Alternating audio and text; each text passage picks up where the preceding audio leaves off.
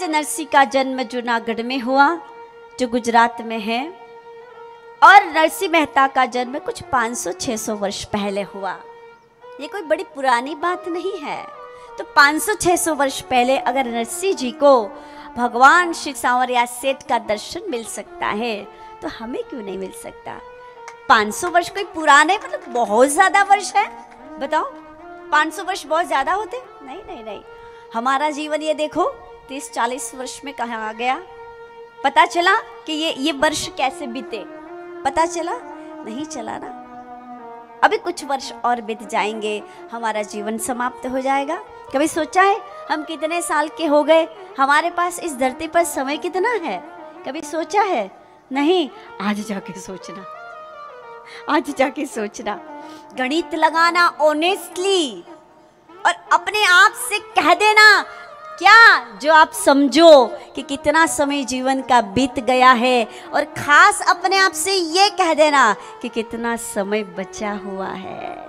तब आपकी आंखें खुल जाएंगी, और जब कल आप आओगे ना, तो आपके चेहरे पे कुछ और ही नूर होगा, क्योंकि आप समझ के आओगे कि थोड़ा ही समय है। तो इतना थोड़ा समय, इसे हम परमात्मा के श्री चरणों से लगा ले महाराज। जो भक्ति की राह पे आगे बढ़ता है ना, उसके जीवन में बड़ा संघर्ष आता है। भक्ति करना और भक्ति करवाना, परमात्मा का दर्शन करना और परमात्मा का दर्शन करवाना, ये कोई आसान काम नहीं है, ये बहुत कठिन है। तो हमेशा ये प्रयास करो, भगवान की ओर बढ़ो, चाहे पूजा से, चाहे जाप से, चाहे सेवा से, चाहे कथा से, चाहे भजन से, चाहे कीर्तन से, पर उनकी ओर बढ़ो। और ये मत सोचो कौन क्या कहता है, कौन क्या सोचता है। लोगों का काम है, सोचने दो, उनको करने दो। चाहे आप ये करो कि मेरे पास शेष अवसर है। ये मनुष्य जन्म ही बड़ा दुर्लभ है, और इसमें भी भगवान की भक्ति पाना ये और ज्यादा दुर्लभ है। श्रीमद् भागवत जी में नवधा भक्ति का प्राधान्य बताया गया है। भक्ति 9 प्रकार की है।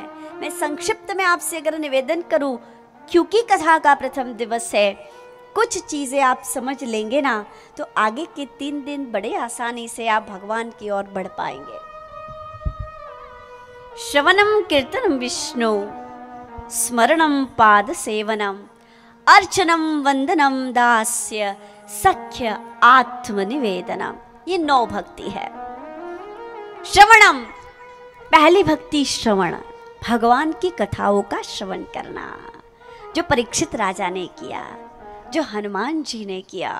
श्रवणम कीर्तनम, कीर्तन भक्ति जो नारद जी ने की, कीर्तन भक्ति जो हमारे भक्तराज नरसिंह मेहता ने की।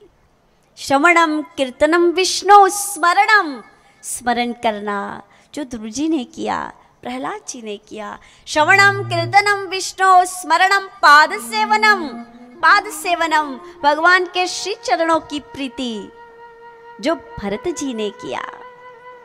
श्रवणम कीर्तनम विष्णु स्मरणम पाद सेवनम, अर्चनम जो उद्धव जी ने, अक्रूर जी ने किया। श्रवणम कीर्तनम विष्णु स्मरणम पाद सेवनम, अर्चनम वंदनम साख्य सखा भक्ति जो ब्रजवासियों ने की।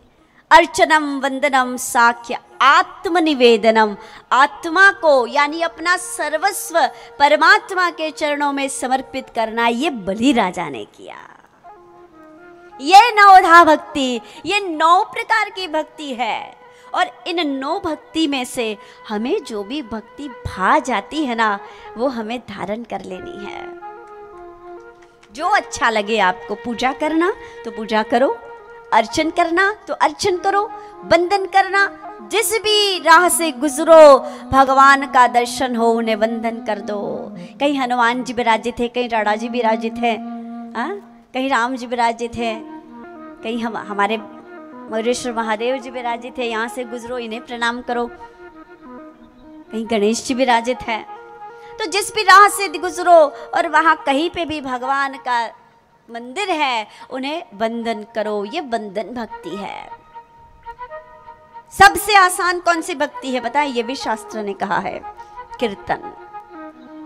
नरसिंह मेहता ने की, नारद जी की तरह नित्य श्रीमन नारायण नारायण नारायण, जय श्री कृष्ण जय श्री कृष्ण जय श्री कृष्ण। जब भी किसी से मिलो भगवान का नाम लो, कीर्तन करो हरि का।